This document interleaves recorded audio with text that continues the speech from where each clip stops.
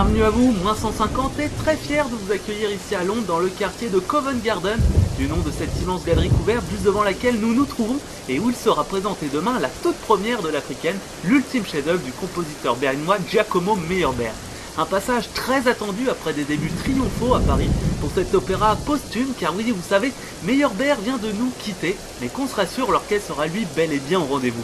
Le public aussi, on l'espère, même si pour l'instant il n'y a pas foule aux abords de l'Opéra Royal, à quelques heures seulement de la première représentation de l'Africaine, la grande épopée musicale autour du navigateur Vasco de Gama.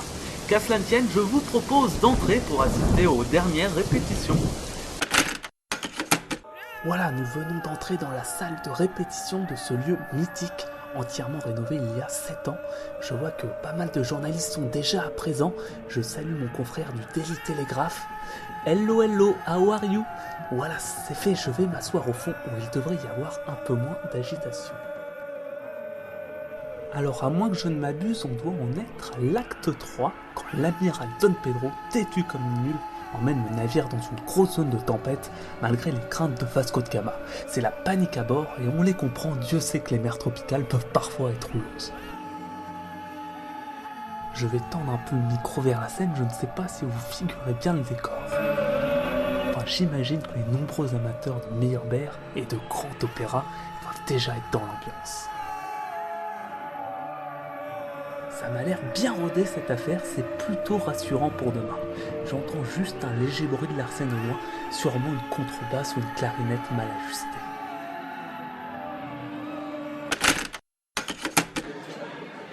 Il est tard à présent, les artistes doivent être couchés. Je vais en faire de même pour être en forme demain.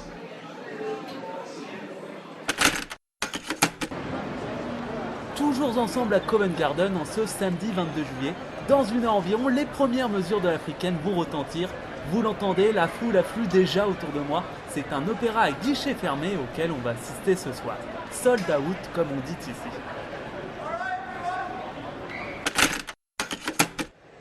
Alors que l'orchestre se fait un peu désirer, moi je suis bien dans ma loge avec mes petites jumelles pour ne rien manquer en votre compagnie de cet événement mondial.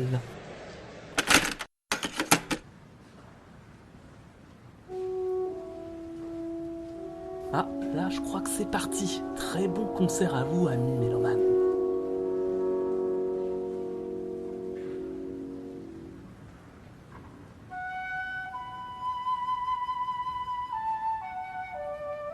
Alors je dois avouer que pour l'instant je m'attendais pas du tout à ça.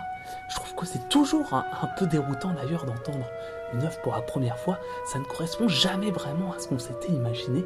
Alors je ne dirais pas que je suis déçu, mais je suis un peu surpris.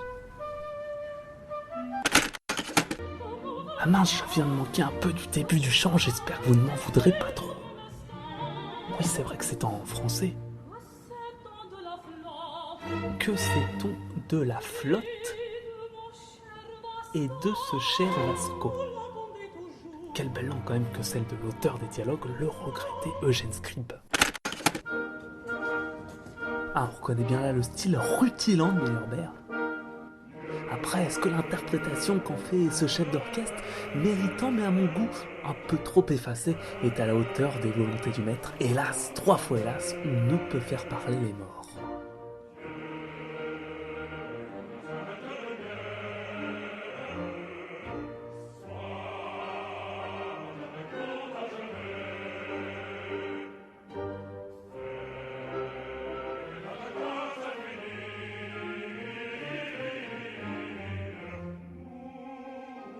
J'ai oublié de couper apparemment.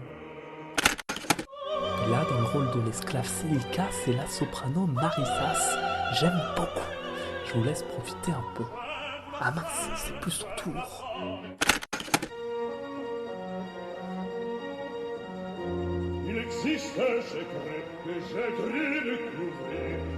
Neil Lusco, personnage complexe il en est. Ici, au pays du théâtre élisabétain et du grand Shakespeare, je peux vous dire qu'il est comme un poisson dans l'eau.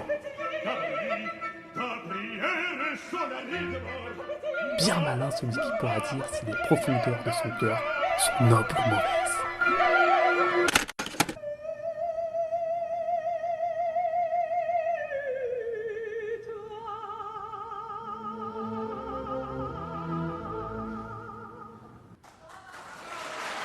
ça s'agite un peu dans la fosse.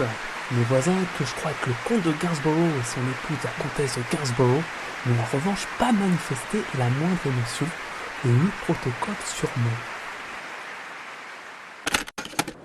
Enfin, l'entracte, on va pouvoir souffler un peu. Ça me paraît quand même assez compromis cette histoire d'amour entre Vasco et Inès. J'imagine que vous êtes aussi impatient que moi de connaître la suite.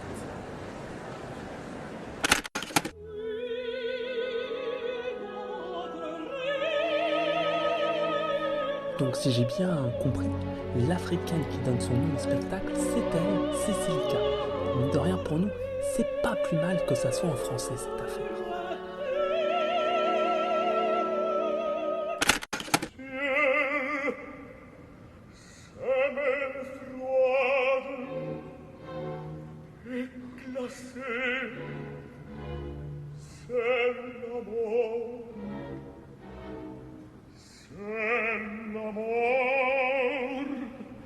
C'est dommage, je crois que j'aurais préféré une happy end plutôt que tous ces suicides un peu convenus.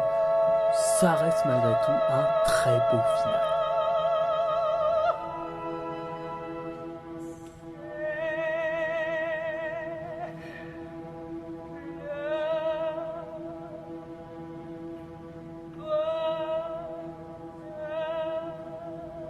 Et je ne peux qu'abonder dans votre sens, ma chère Silka. Que de bonheur vous nous aurez apporté ce soir.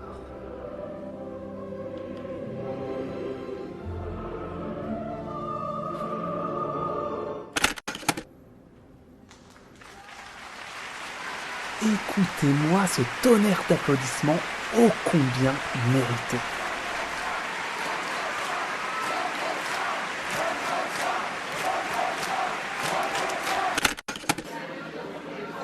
Voilà, le spectacle est terminé, j'espère que vous êtes régalés autant que moi. Même dans son lit de mort, Meyerbeer continue de nous prouver qu'il est un très très grand. Je suis fier d'avoir pu partager ce moment rare avec vous, mais rien n'est jamais trop bon pour les mélomanes que vous êtes. Merci de m'avoir écouté, c'était Pierre-Louis-Joseph de Villers-Cotterêts pour Moins 150. Il ne me reste plus qu'à vous dire à très bientôt.